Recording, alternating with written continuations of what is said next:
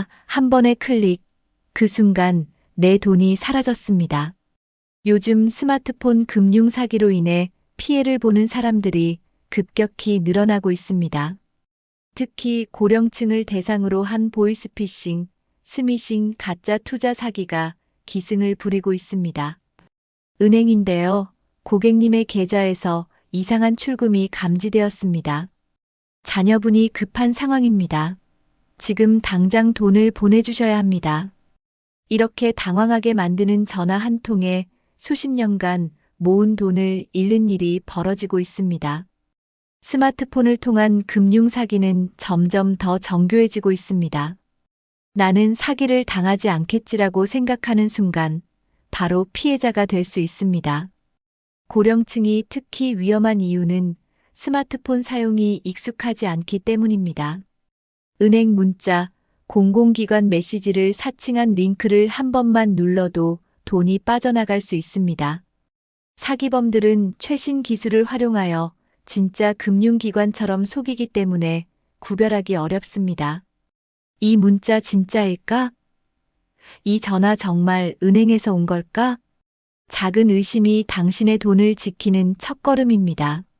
오늘 영상에서는 고령층을 노리는 스마트폰 금융 사기의 최신 수법과 이를 예방하는 방법을 알려드리겠습니다.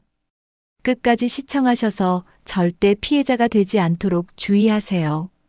혹시 이런 경험 있으신가요? 스마트폰으로 문자가 하나 왔습니다. 고객님의 계좌에서 의심 거래가 발생했습니다. 링크를 눌러 확인하세요. 은행에서 온 것처럼 보여서 눌렀더니 갑자기 돈이 빠져나갔습니다. 또 다른 사례, 자녀나 손주를 사칭하는 보이스피싱 전화가 많아지고 있습니다. 엄마, 나 지금 급해. 핸드폰이 고장나서 다른 번호로 연락했어. 당장 돈 좀 보내줘. 부모의 마음을 이용해 급하게 송금하도록 유도하는 사기 수법입니다. 이렇게 사기를 당한 후 내가 어떻게 이런 걸 당했지? 하고 후회하는 분들이 많습니다. 하지만 사기범들은 정교한 심리전과 최신 기술을 사용해 피해자를 속이고 있습니다.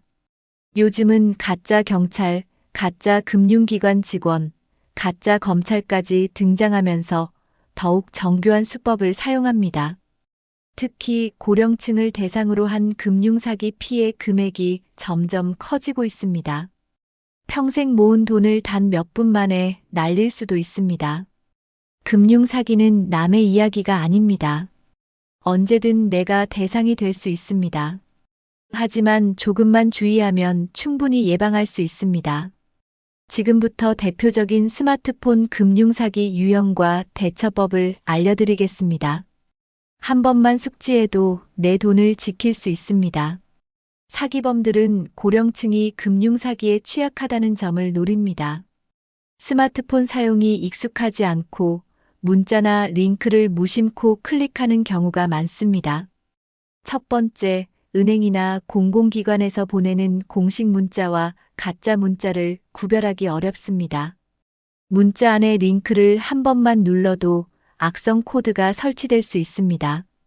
두 번째, 고령층은 보이스피싱 전화에 쉽게 속을 가능성이 높습니다.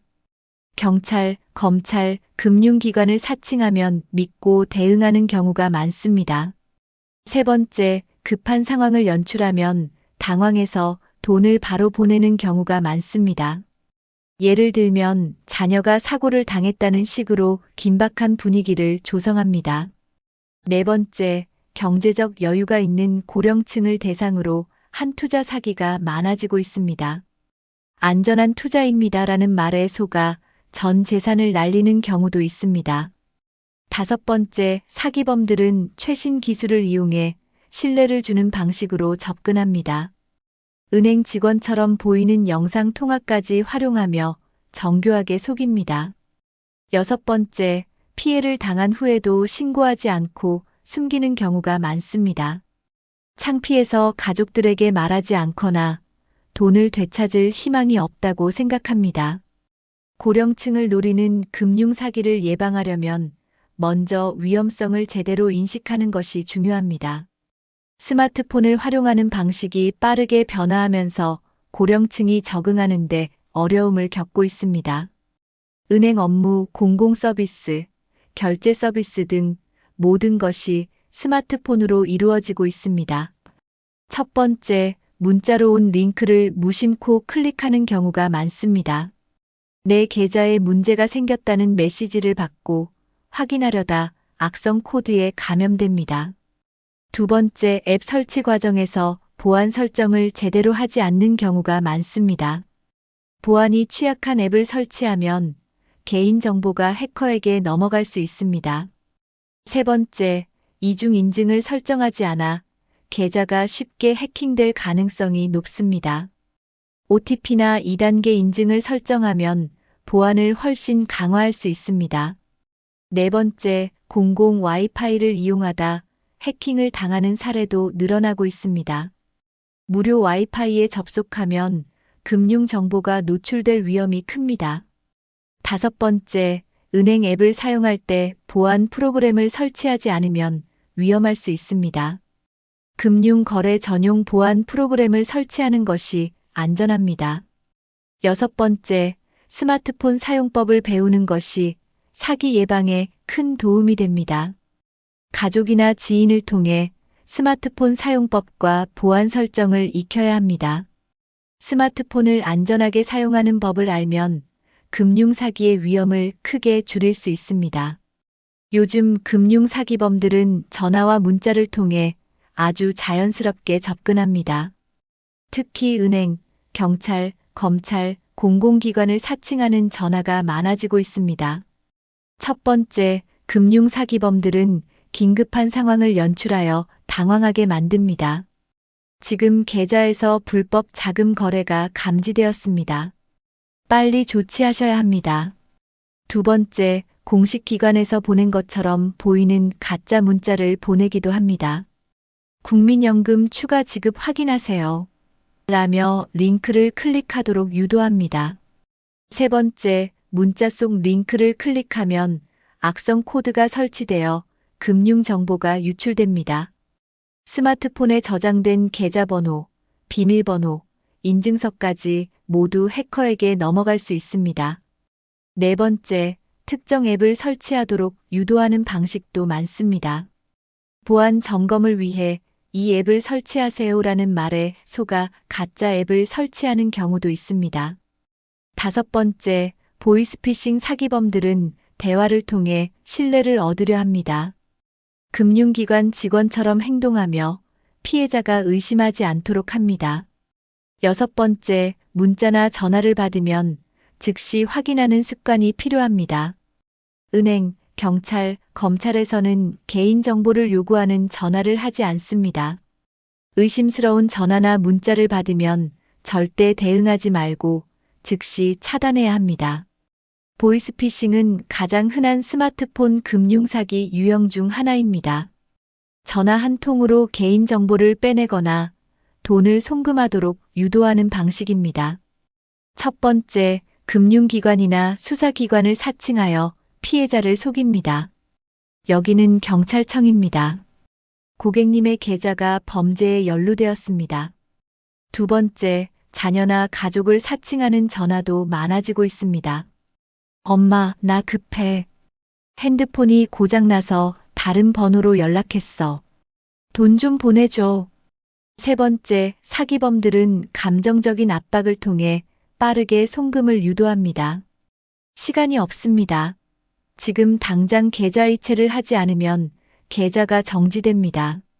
네 번째, 실제로 금융기관에서 이런 방식으로 전화를 하는 경우는 없습니다. 은행이나 경찰은 절대 전화로 송금을 요구하지 않습니다. 다섯 번째, 모르는 번호로 온 전화에서 돈을 요구하면 무조건 의심해야 합니다. 특히 해외 전화번호나 발신 번호가 숨겨진 전화는 조심해야 합니다. 여섯 번째, 보이스피싱 전화가 왔다면 즉시 끊고 금융감독원에 신고하는 것이 중요합니다. 신고하면 다른 피해자들을 막을 수 있습니다. 보이스피싱을 예방하는 가장 좋은 방법은 낯선 번호에서 온 전화는 대응하지 않는 것입니다. 스미싱은 문자 메시지를 이용한 스마트폰 금융 사기입니다. 문자 속 링크를 클릭하면 개인정보가 해커에게 넘어가는 방식입니다. 첫 번째, 공식 기관을 사칭한 문자 메시지가 대표적인 수법입니다. 택배 배송 확인하세요. 국민연금 추가 지급 신청하세요. 같은 문자가 대표적입니다. 두 번째, 링크를 클릭하는 순간 스마트폰이 해킹될 수 있습니다. 악성 코드가 설치되면 은행 앱에 저장된 개인 정보까지 유출될 수 있습니다. 세 번째, 메시지에 포함된 링크는 절대 클릭하지 않는 것이 원칙입니다. 특히 출처가 불분명한 문자 메시지는 반드시 삭제하는 것이 좋습니다.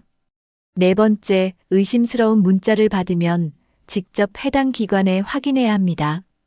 공식 홈페이지나 고객센터에 전화를 걸어 메시지가 진짜인지 확인하는 것이 안전합니다.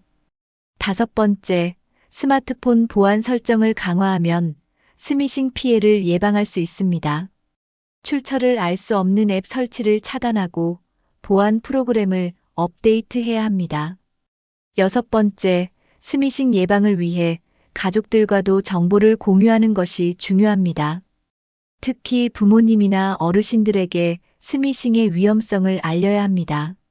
스미싱을 예방하는 가장 좋은 방법은 문자 속 링크를 절대 누르지 않는 것입니다. 최근 고령층을 대상으로 한 투자 사기가 급증하고 있습니다. 안전한 투자입니다.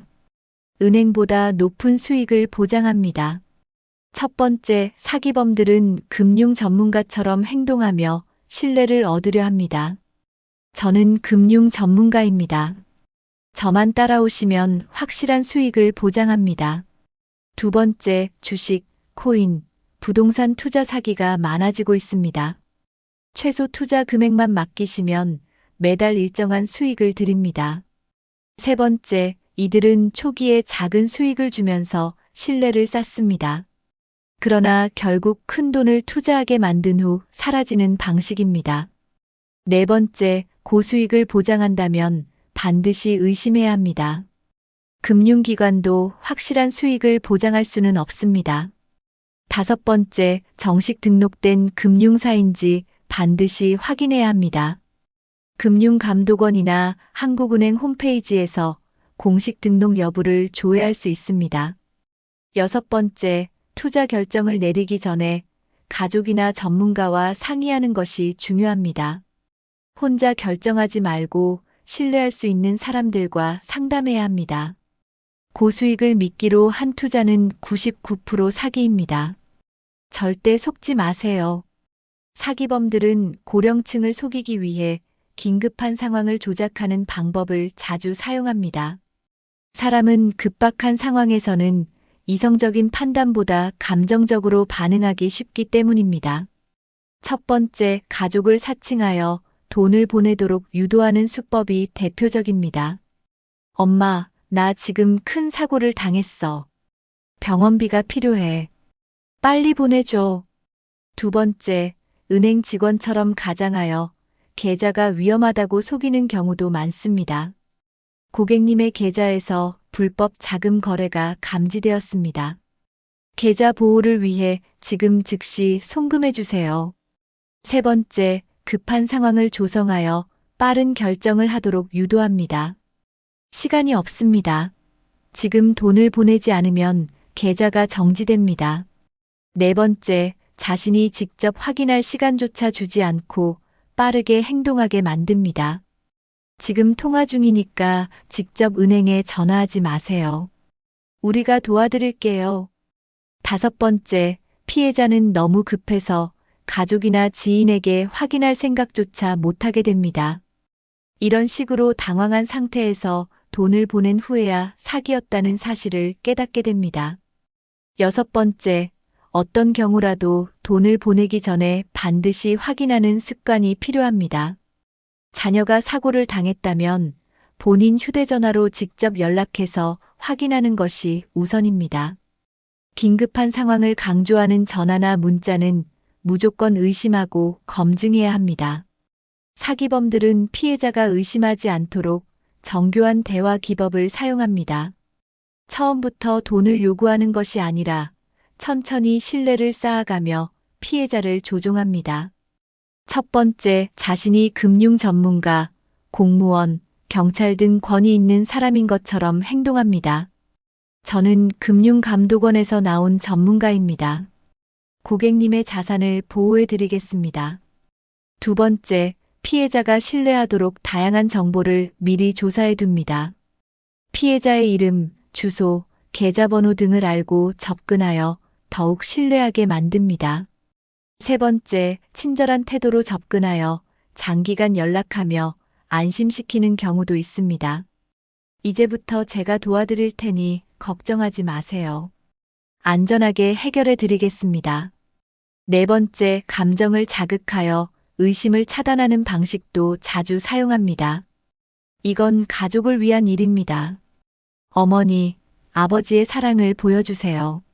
다섯 번째, 피해자가 의심하면 공격적인 태도로 위협하는 경우도 있습니다.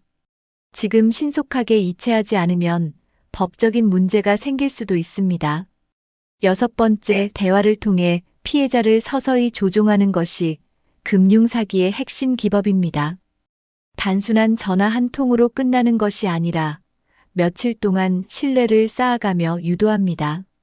이런 정교한 사기 수법을 알고 있으면 미리 예방하는 데 도움이 됩니다. 한번 금융사기를 당한 사람은 다시 사기를 당할 가능성이 높습니다. 사기범들은 한 번 속아 넘어간 피해자 명단을 공유하며 추가 범죄를 저지릅니다. 첫 번째, 당신의 피해금을 되찾아 드리겠습니다. 라는 식의 2차 사기가 많습니다. 처음 당한 사기를 회복하고 싶은 심리를 이용하여 또 다른 사기를 저지릅니다. 두 번째, 이전 피해를 보상받을 수 있도록 도와드리겠습니다. 라는 거짓말에 속습니다. 사기 피해자는 불안한 상태이기 때문에 또 다른 사기 수법에 쉽게 걸려듭니다. 세 번째, 사기범들은 피해자의 정보와 심리를 정확하게 분석합니다. 지난번 피해 때문에 힘드셨죠? 이번에는 확실하게 보호해 드리겠습니다. 네 번째, 돈을 한 번 보내면 추가 송금을 유도하는 경우가 많습니다. 처음 보낸 돈은 보증금입니다. 최종 송금을 해야 환급이 가능합니다. 다섯 번째, 사기 피해를 당한 후에도 경찰에 신고하지 않는 경우가 많습니다. 창피하거나 돈을 돌려받을 희망이 없다고 생각해서 그냥 넘어가는 경우도 있습니다. 여섯 번째, 한 번 사기를 당했다고 해서 다시 당하지 않으리란 법은 없습니다. 사기범들은 이 사람은 쉽게 속는다라고 판단하고 계속 접근합니다. 금융 사기를 한 번 경험했다면 이후에는 더욱 철저하게 예방해야 합니다. 모르는 번호로 걸려온 전화는 항상 의심해야 합니다. 요즘 금융 사기범들은 발신 번호를 조작할 수도 있기 때문에 더욱 주의해야 합니다. 첫 번째, 공식적인 기관은 절대 전화로 돈을 요구하지 않습니다. 은행, 경찰, 검찰에서 송금을 하라는 요청을 하면 무조건 사기입니다. 두 번째, 가족을 사칭한 전화가 오면 반드시 본인에게 직접 확인해야 합니다. 휴대전화가 고장나서 다른 번호로 연락했다는 말도 사기일 가능성이 큽니다. 세 번째, 문자로 온 링크는 절대 클릭하지 말고 즉시 삭제해야 합니다. 은행이나 공공기관에서 보내는 문자는 직접 고객센터에서 확인하는 것이 안전합니다. 네 번째, 금융기관 공식 홈페이지나 앱을 통해 직접 확인하는 습관을 들여야 합니다. 고객님의 계좌가 위험합니다. 라는 문자 메시지는 직접 은행에 전화하여 확인해야 합니다. 다섯 번째, 의심스러운 번호는 차단하고 경찰청이나 금융감독원에 신고해야 합니다. 신고하면 추가 피해를 막을 수 있으며 사기범을 추적하는 데도 도움이 됩니다. 여섯 번째, 금융사기에 대해 가족, 친구들과 정보를 공유하는 것이 중요합니다. 나만 조심하면 된다가 아니라 주변 사람들에게도 경각심을 심어주는 것이 필요합니다. 스마트폰 금융 사기를 예방하려면 무엇보다도 의심하는 습관이 가장 중요합니다. 금융 사기를 예방하려면 스마트폰 보안을 철저하게 설정해야 합니다. 단순히 전화나 문자를 조심하는 것만으로는 충분하지 않습니다. 첫 번째, 모든 금융 관련 앱에는 2단계 인증을 설정하는 것이 중요합니다. 계좌 이체 시 OTP 인증이나 추가 비밀번호 입력을 요구하는 기능을 활성화해야 합니다. 두 번째, 출처가 불분명한 앱은 절대 설치하지 않아야 합니다. 가짜 금융 앱이 많아지고 있으므로 반드시 공식 앱스토어에서만 다운로드해야 합니다. 세 번째, 스마트폰의 보안 기능을 항상 최신 상태로 유지해야 합니다. 정기적으로 운영체제와 보안 프로그램을 업데이트하여 해킹 위험을 줄일 수 있습니다. 네 번째, 스마트폰 잠금 설정을 강력하게 해두는 것이 좋습니다.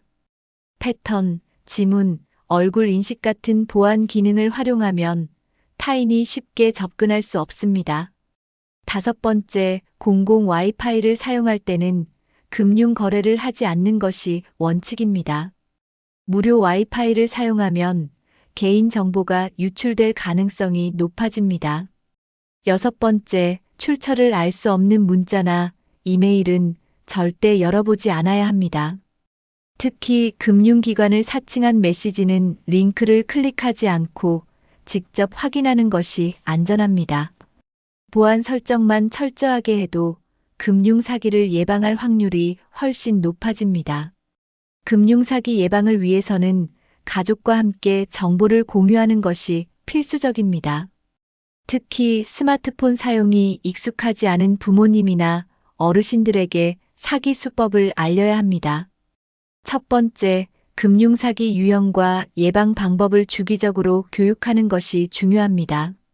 새로운 사기 수법이 계속 등장하므로 최신 정보를 알고 있어야 합니다. 두 번째, 가족 간의 비상 연락망을 만들어 의심스러운 연락을 즉시 확인해야 합니다. 자녀를 사칭한 전화가 오면 반드시 본인에게 직접 전화해 확인하는 것이 원칙입니다. 세 번째, 사기 피해를 당한 사례를 공유하면 예방 효과가 더욱 커집니다. 주변에서 금융 사기를 당한 사례를 듣고 경각심을 가지면 비슷한 상황에서 대처할 수 있습니다. 네 번째, 문제가 생겼을 때 바로 상담할 수 있는 금융기관 연락처를 저장해 두어야 합니다. 은행 고객센터, 금융감독원, 경찰서 연락처를 저장해 놓으면 즉각 대응할 수 있습니다.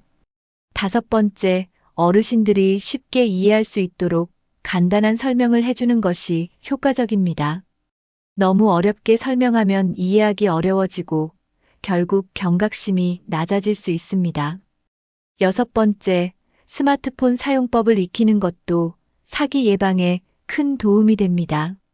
가족들이 스마트폰 보안 설정과 안전한 사용법을 가르쳐주면 피해를 줄일 수 있습니다. 가족, 지인과 금융사기 정보를 공유하면 예방 효과가 더욱 강력해집니다. 금융사기를 당했다면 가장 먼저 해야 할 일은 즉시 신고하는 것입니다. 시간이 지체될수록 피해 금액을 되찾기가 어려워집니다.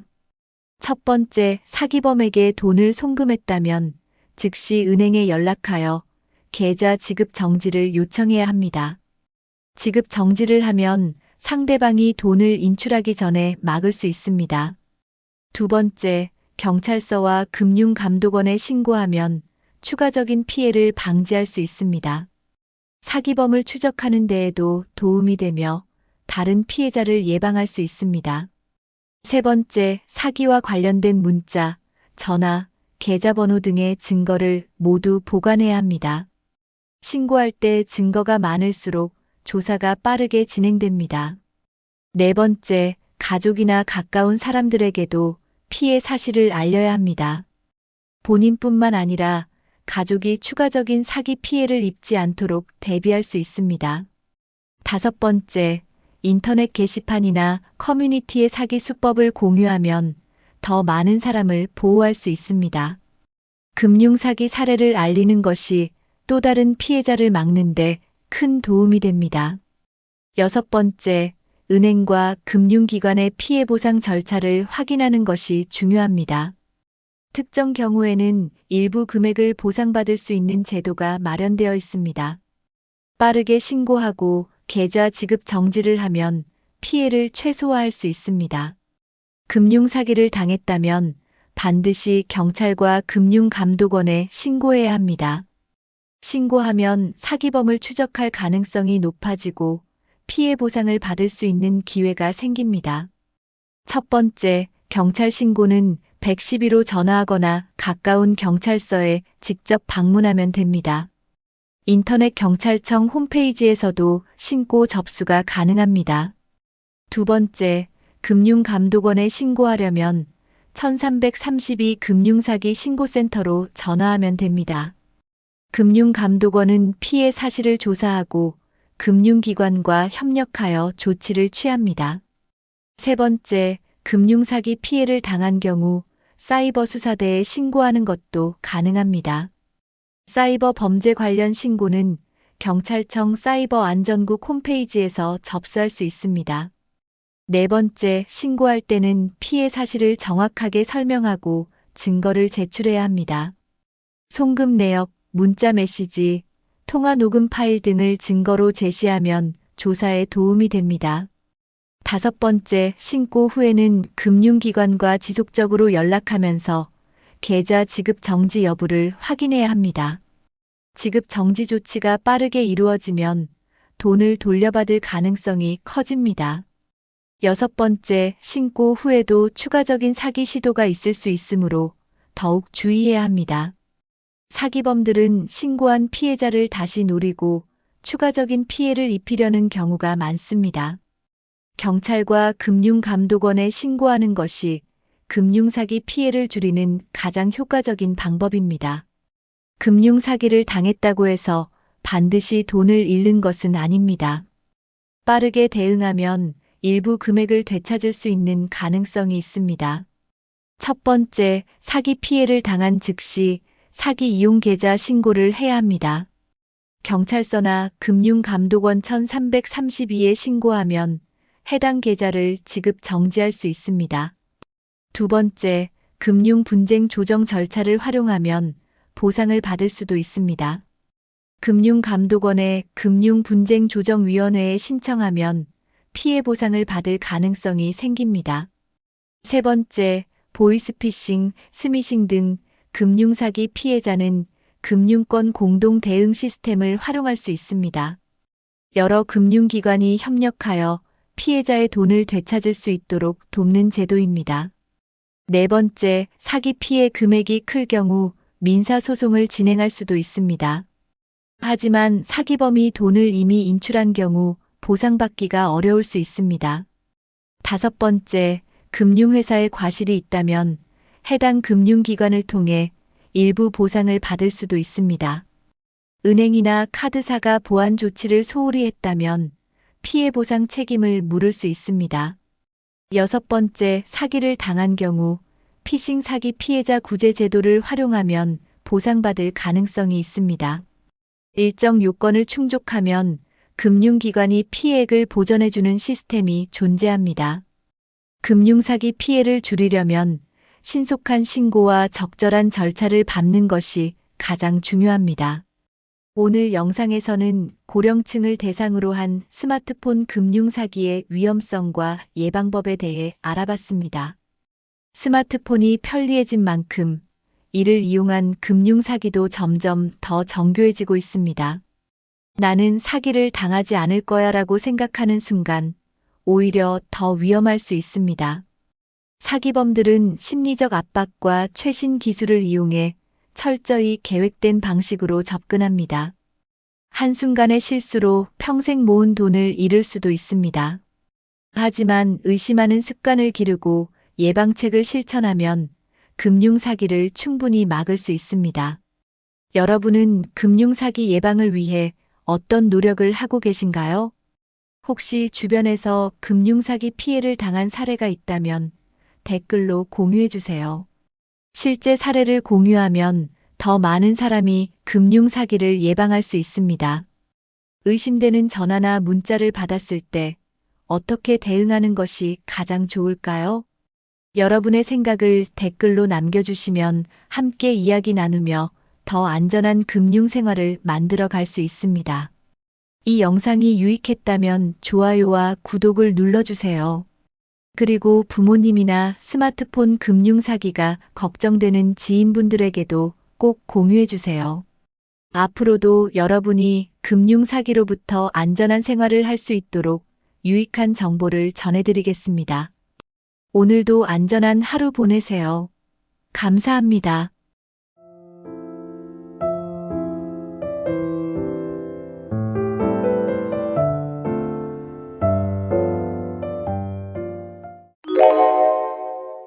나이가 들면서 가장 두려운 것은 건강이 아니라 외로움이라는 말을 많이 합니다.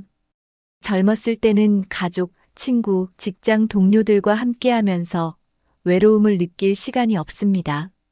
하지만 나이가 들수록 사람들과의 관계가 줄어들면서 혼자가 되는 순간이 많아집니다. 배우자가 먼저 떠나거나 자식들이 바빠서 자주 찾아오지 않으면 외로움은 더 커집니다. 돈이 많아도 혼자 밥을 먹고 혼자 시간을 보내는 일이 반복되면 우울해지기 쉽습니다. 반대로 돈이 많지 않아도 혼자서도 잘 지내는 사람들은 더 건강하고 행복한 삶을 삽니다. 실제로 나이 들어서도 행복한 사람들을 보면 공통점이 있습니다. 혼자 있는 시간을 두려워하지 않고 오히려 즐길 줄 안다는 것입니다. 외로움은 피한다고 해결되는 것이 아니라 스스로 극복해야 합니다. 혼자서도 잘 사는 법을 알면 노년이 더 편안하고 즐거워집니다. 오늘 영상에서는 노후에 혼자서도 잘 지내는 사람들의 공통된 특징과 그 방법을 알려드립니다. 외로움이 두려운 분이라면 이 영상을 끝까지 시청해 주세요. 작은 습관 하나만 바꿔도 노후가 완전히 달라질 수 있습니다.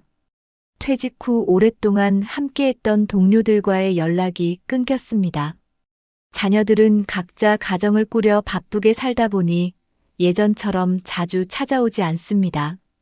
배우자와 함께 시간을 보내다가도 결국 혼자 남을 날이 올 수도 있습니다.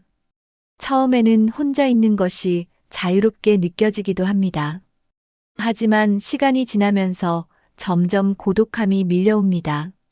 함께 식사하고 이야기를 나눌 사람이 없다는 사실이 점점 더 크게 느껴집니다. 실제로 많은 노년층이 가장 힘들어하는 것은 외로움에서 오는 우울감입니다. 하지만 반대로 어떤 사람들은 혼자서도 활기차게 잘 살아갑니다. 이들의 차이는 무엇일까요? 바로 혼자 있는 시간을 어떻게 활용하느냐에 달려 있습니다. 혼자서도 충분히 즐겁고 만족스럽게 사는 사람들은 삶의 만족도가 높습니다. 지금부터 혼자서도 즐겁게 사는 사람들의 공통된 특징과 실천 방법을 알려드리겠습니다. 이 방법들을 하나씩 실천하면 외로움은 더 이상 두려운 것이 아닙니다. 혼자 있는 시간을 두려워하는 사람은 쉽게 우울해집니다.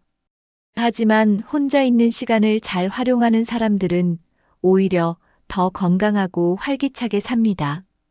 이들은 혼자 있는 시간을 자기 개발이나 휴식의 기회로 생각합니다. 독서, 운동, 여행, 명상 같은 활동을 통해 혼자만의 시간을 즐깁니다. 혼자서도 의미 있는 시간을 보내면 외로움이 아닌 자유를 느낄 수 있습니다. 중요한 것은 스스로를 외롭다고 생각하지 않는 것입니다. 혼자 있어도 충분히 만족할 수 있다는 생각을 가지면 삶의 질이 높아집니다. 실제로 혼자 있는 시간을 잘 활용하는 사람들은 정신적으로도 더 안정적입니다. 외로움을 느낄 때마다 무조건 누군가를 찾기보다 스스로 즐기는 법을 배워야 합니다. 혼자 있는 시간을 어떻게 보내느냐에 따라 노후의 행복이 달라집니다. 그렇다면 혼자서도 잘 지내기 위해 가장 먼저 해야 할 것은 무엇일까요? 혼자 있는 시간이 많아지면 하루가 무의미하게 흘러가는 경우가 많습니다. 규칙적인 생활 습관이 없는 사람들은 쉽게 무기력해지고 우울해질 수 있습니다. 반면 혼자서도 규칙적인 일상을 유지하는 사람들은 활력이 넘칩니다. 매일 일정한 시간에 일어나고 정해진 시간에 식사를 하는 것이 중요합니다. 하루 일과를 스스로 계획하고 목표를 설정하면 삶이 더 의미 있어집니다. 예를 들어 아침에는 가벼운 운동을 하고 오후에는 책을 읽거나 취미 활동을 하는 식으로 생활을 정리하는 것이 좋습니다. 무계획으로 시간을 보내면 무료함이 커지고 점점 무기력해질 수 있습니다. 스스로 일정표를 만들고 하루를 알차게 보내면 외로움을 느낄 틈이 없습니다. 중요한 것은 혼자서도 바쁘고실한 하루를 보낼 수 있도록 만드는 것입니다. 작은 습관 하나만 바꿔도 생활이 훨씬 활기차지고 만족도가 높아집니다. 그렇다면 혼자 있는 시간을 보다 의미 있게 보내는 방법은 무엇일까요? 혼자 있는 시간을 즐길 줄 아는 것도 중요하지만 사회적 관계를 유지하는 것 역시 필수적입니다. 사람과의 교류가 완전히 끊어지면 외로움이 깊어지고 이는 건강에도 악영향을 미칠 수 있습니다. 연구에 따르면 사회적 교류가 활발한 노인들은 그렇지 않은 사람들보다 더 오래 건강하게 산다고 합니다. 하지만 나이가 들수록 친구를 사귀거나 새로운 인간관계를 맺기가 쉽지 않습니다. 그래서 먼저 기존의 관계를 소중히 유지하는 것이 중요합니다. 가족, 이웃, 오랜 친구들과의 연락을 자주 하고 가끔 만나는 것만으로도 외로움을 줄일 수 있습니다. 동호회나 모임에 참여하면 자연스럽게 비슷한 관심사를 가진 사람들과 어울릴 수 있습니다. 요즘은 온라인 모임도 많기 때문에 관심 있는 분야의 사람들과 소통할 방법을 찾아보는 것도 좋습니다. 중요한 것은 먼저 다가가는 용기를 가지는 것입니다. 기다리기만 하면 사람들과의 관계가 자연스럽게 형성되지 않습니다. 가끔은 먼저 안부 전화를 걸거나 작은 모임을 주최하는 것도 좋은 방법입니다. 혼자 있는 시간을 잘 활용하면서도 사람들과의 연결을 유지하는 것이 외로움을 극복하는 핵심입니다. 그렇다면 혼자서도 재미있게 사는 사람들은 어떤 공통점을 가지고 있을까요? 노후의 가장 불안한 순간은 누군가 없으면 나는 어떻게 살지? 라는 생각이 들 때입니다. 가족, 친구, 배우자가 있더라도 언제까지나 나를 돌봐줄 수는 없습니다. 누군가에게 의존하는 삶을 살면 상대가 떠나거나 바빠질 때 큰 상실감을 느낄 수 있습니다.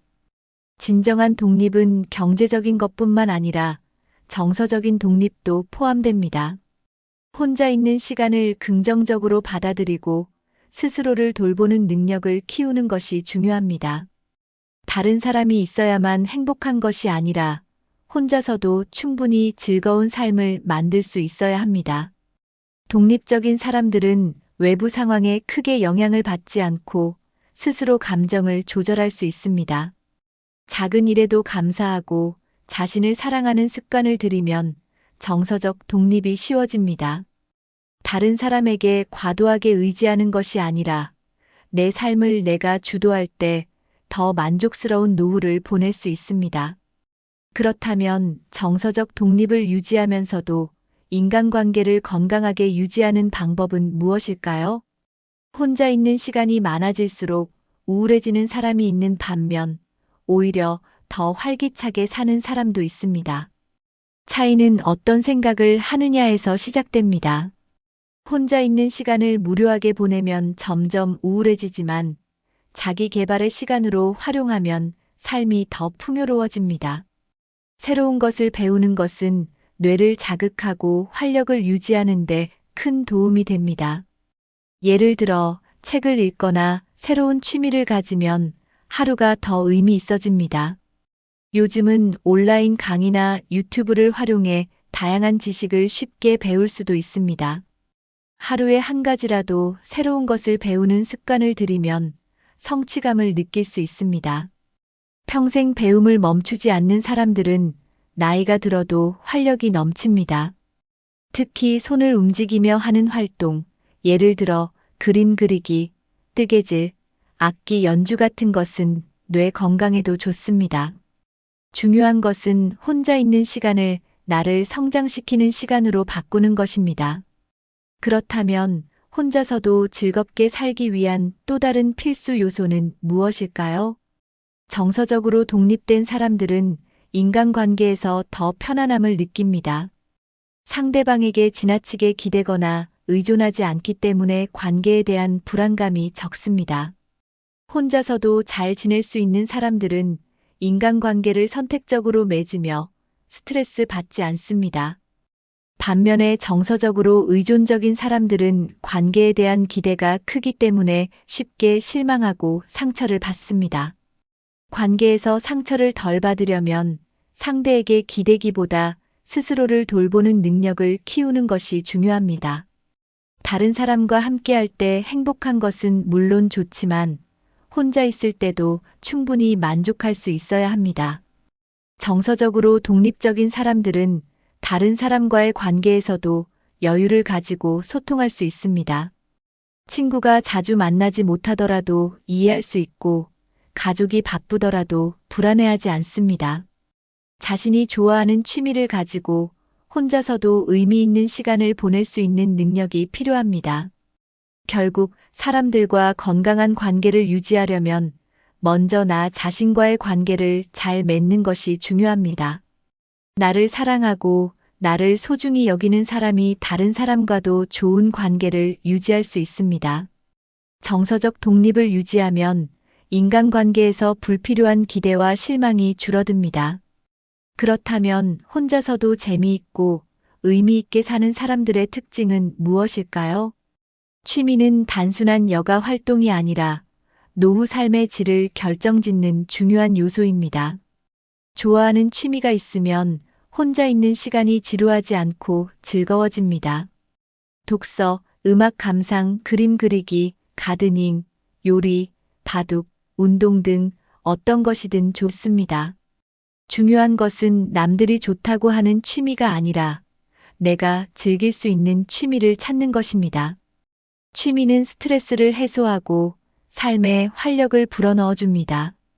취미를 가지면 하루 일과가 더 의미 있고 시간이 알차게 흘러갑니다. 취미를 통해 새로운 사람들을 만날 수도 있기 때문에 사회적 교류의 기회도 생깁니다. 노년기에 새로운 취미를 배우는 것은 뇌를 자극해 치매 예방에도 도움이 됩니다. 손을 많이 사용하는 취미는 뇌 활동을 촉진하고 기억력을 유지하는 데 효과적입니다. 혼자서도 몰입할 수 있는 취미가 있으면 외로움을 덜 느끼고 만족감이 커집니다. 취미를 꾸준히 하면 삶의 의미가 더 깊어지고 자존감도 높아집니다. 나이가 들수록 취미를 단순한 시간 때우기가 아니라 삶의 일부로 생각하는 것이 중요합니다. 평생 즐길 수 있는 취미를 찾으면 노후가 훨씬 더 행복해질 수 있습니다. 그렇다면 새로운 것을 배우는 것이 왜 중요한지 알아볼까요? 새로운 것을 배우는 것은 삶의 활력을 유지하는 데 큰 도움이 됩니다. 배우는 과정에서 성취감을 느끼고 스스로에 대한 자신감이 생깁니다. 나이가 들어도 배움을 멈추지 않는 사람들은 정신적으로 더 건강합니다. 외국어 공부, 악기 연주, 글쓰기, 사진 촬영 등 다양한 배움의 기회를 가질 수 있습니다. 요즘은 유튜브나 온라인 강의를 통해 쉽게 새로운 것을 배울 수 있습니다. 배움을 지속하면 기억력과 집중력이 향상되면서 뇌 기능이 좋아집니다. 새로운 도전을 두려워하지 않는 태도가 젊음을 유지하는 비결입니다. 평생 배움을 실천하는 사람들은 삶에 대한 열정이 식지 않습니다. 배우는 과정에서 새로운 친구를 사귈 수도 있어 사회적 교류도 자연스럽게 늘어납니다. 배우면서 성장하는 즐거움을 알면 혼자 있는 시간이 더 가치 있게 느껴집니다. 나이가 들수록 배움을 포기하는 것이 아니라 오히려 더 적극적으로 배워야 합니다. 새로운 것을 배우는 과정에서 자기 자신을 더 사랑하게 됩니다. 그렇다면 배움뿐만 아니라 적극적인 활동이 왜 중요한지 알아볼까요? 혼자서도 의미 있는 삶을 살기 위해서는 적극적인 활동이 필요합니다. 여행을 떠나면 새로운 환경을 경험하면서 삶의 활력을 얻을 수 있습니다. 가까운 곳이라도 가끔씩 혼자 여행을 떠나는 것은 정신 건강에 매우 좋습니다. 봉사활동을 하면 누군가에게 도움이 되면서 동시에 보람을 느낄 수 있습니다. 사람들과 함께하는 활동을 하면 자연스럽게 사회적 관계가 형성됩니다. 동호회나 취미 모임에 참여하면 비슷한 관심사를 가진 사람들과 교류할 수 있습니다. 새로운 사람들과 어울리면서 관계를 넓히면 외로움이 줄어듭니다.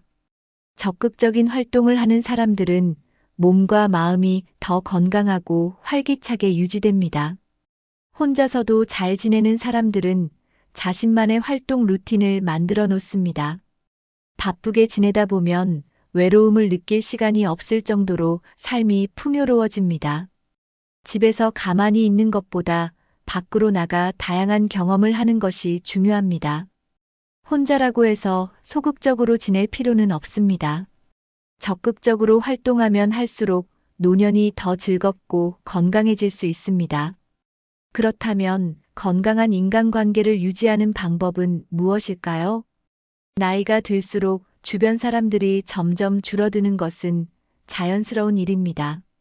하지만 중요한 것은 사람의 수가 아니라 질입니다.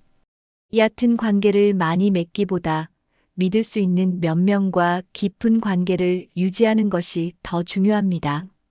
오래된 친구 한두 명과 꾸준히 연락하며 지내는 것이 정서적 안정에 큰 도움이 됩니다.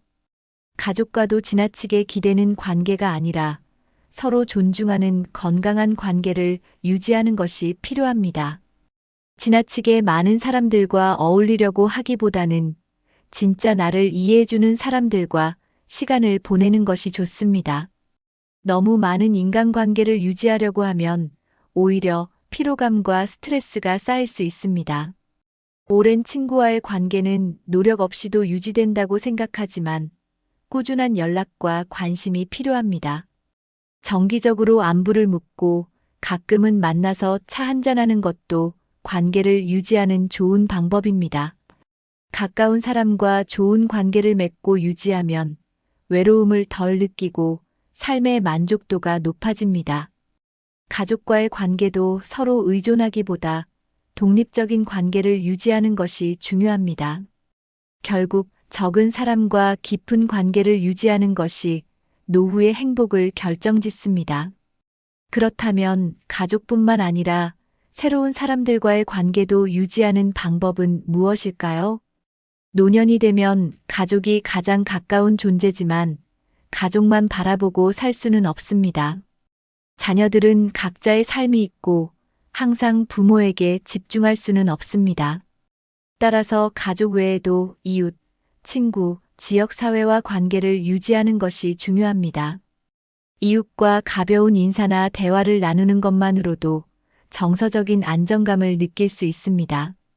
지역사회 모임이나 노인복지관 프로그램을 활용하면 자연스럽게 사람들과 어울릴 기회가 생깁니다.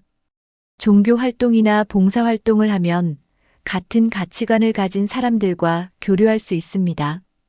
정기적으로 참여할 수 있는 모임을 만들어두면 인간관계가 단절되는 것을 막을 수 있습니다. 가끔은 먼저 연락을 하고 만남을 제안하는 것도 좋은 방법입니다. 요즘은 SNS나 온라인 커뮤니티를 활용하면 멀리 있는 사람들과도 지속적으로 소통할 수 있습니다. 인터넷을 활용하면 새로운 사람들을 만나거나 기존의 친구들과 관계를 유지하는 것이 더 쉬워집니다. 인간관계를 유지하려면 먼저 다가가는 용기가 필요합니다. 결국 가족뿐만 아니라 다양한 관계를 맺고 유지해야 외로움을 덜 느끼고 행복한 노후를 보낼 수 있습니다. 그렇다면 디지털 기술을 활용한 새로운 소통 방식은 어떻게 활용할 수 있을까요?